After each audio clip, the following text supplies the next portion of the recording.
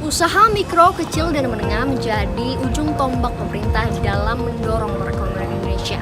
Ada sekitar 60 juta pelaku UMKM yang mampu menyerap lebih dari 100 juta tenaga kerja.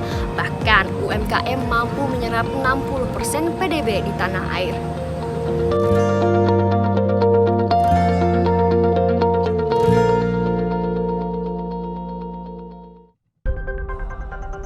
Tahun 1998 silam, UMKM mampu menopang sendi-sendi perekonomian bangsa di masa sulit dan krisis.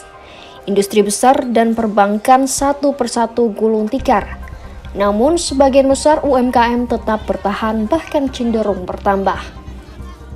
Saat krisis global yang juga terjadi tahun 2008, UMKM menjadi salah satu sektor industri yang sama sekali tidak terkena dampak krisis global yang melanda dunia. Namun kali ini, UMKM menjadi sektor yang justru mendapatkan pukulan paling berat akibat serangan pandemi COVID-19. Anjloknya pendapatan, maraknya pemutusan hubungan kerja hingga gulung tikar menunjukkan sektor UMKM sangat terpukul. Sampai hari ini sama sekali tidak ada tamu sama sekali. Itu sih pukulannya. Jadi bisa membayangkan sendiri hampir 4 bulan saya beserta rekan-rekan atau karyawan saya itu benar-benar menganggur. Dari pemerintah sendiri juga belum ada langkah konkret kan tentang industri wisata mau dibawa kemana nih COVID nih, selama COVID nih. Gitu-gitu aja sih. Selama ini kan paling bantuan bansos atau apa gitu. Tapi kan itu tidak menyentuh di industri wisata. 12 tahun sudah Tidar menggeluti bisnis agen perjalanan wisata.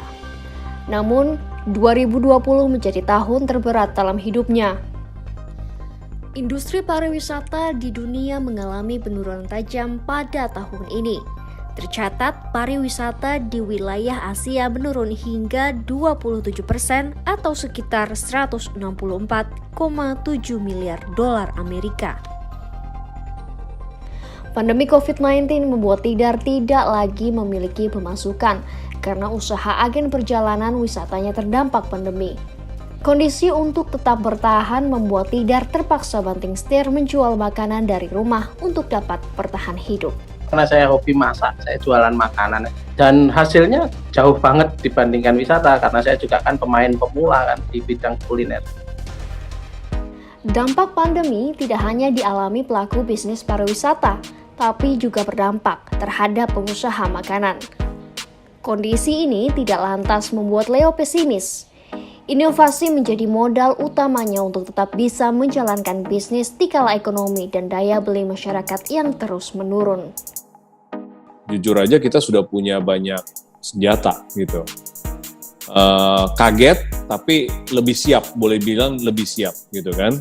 Dan untungnya ya puji Tuhan ya kita survive dan bahkan bisa sedikit lebih menumbuhkan beberapa kategori baru seperti frozen food kategori kita malah justru berkembang. Menteri Koperasi dan UKM Teten Mas Duki mengatakan pemerintah telah menyiapkan strategi untuk mendorong UMKM dan koperasi agar bangkit pasca wabah COVID-19. Teten menyebut ada 5 kebijakan yang akan dilakukan dalam 3 fase. Di antaranya fase survival.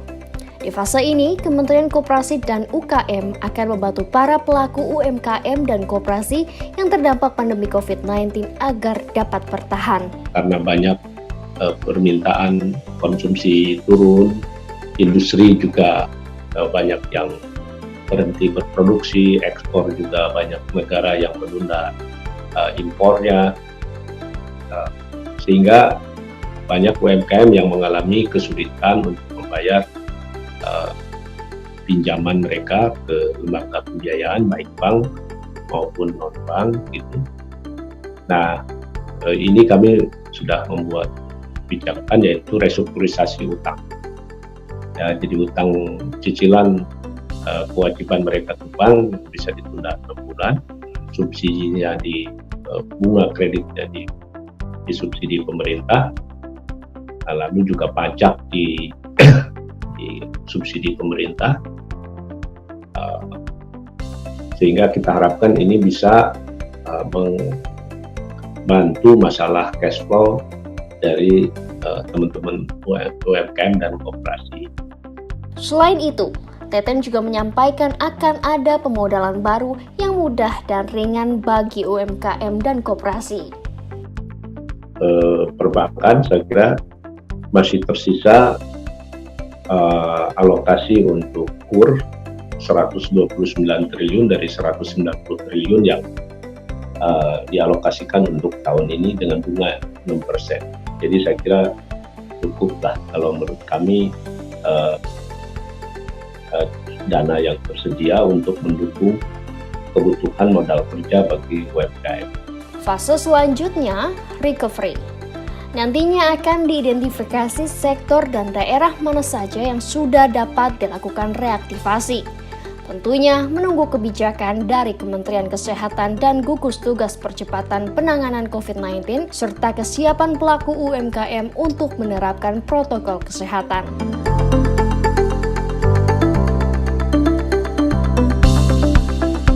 Fase terakhir meningkatkan kemampuan UMKM untuk dapat berkembang, salah satunya melalui digitalisasi UMKM. Teten menyebut dari data Bank Indonesia ada kenaikan penjualan online sebanyak 18% selama pandemi ini. Namun sayangnya, menurut Teten baru ada 13% atau sekitar 8 juta UMKM yang sudah terhubung dengan marketplace digital. Menurutnya, momen saat ini dapat dikatakan tepat untuk mempercepat UMKM go digital.